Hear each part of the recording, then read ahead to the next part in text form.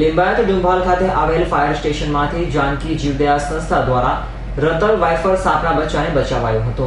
Limbayat Dumbhal fire station ખાતે એક સાપનું બચ્ચું દેખાતા ફાયર કર્મચારીઓએ આ અંગે જાનકી જીવદયા સંસ્થાને જાણ કરી હતી। જાનકી જીવદયા સંસ્થાના સેવકોએ પણ ત્યાં પહોંચીને સાપને પકડી પાડ્યો હતો અને જણાવ્યું હતું કે આ દુનિયાનો સૌથી ખતરનાક ઝેરી સાપમાં બીજા ક્રમનો સાપ છે। પહેલા નંબરે કોબરા અને ત્યારબાદ બીજા નંબરે રતલ વાઇફર સાપ આવે છે અને હાલ આ સાપનું બચ્ચું 1.5 ફૂટનું હોવાનું જણાવાયું હતું। શું નામ તમારું? મકવાણા ભનુભાઈ શ્યામજીભાઈ। ક્યાં રહેવાનું? બસ અહીંયા જ જાનકી હોસ્પિટલમાં જ। ક્યાં આવ્યું? પર્વત પાટિયા modern town road Dumbhal fire સ્ટેશનની સામે લીંબાયત જે સાપ પકડાયું એ કેવી રીતના તમે પકડાયું, તમને કેવી રીતના મેસેજ મળ્યા?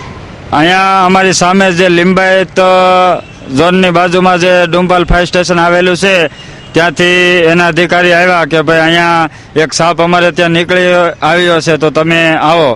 તો અમે ત્યાં ગયા અને જોયું તો રચલ્સ વાઇપર હતો।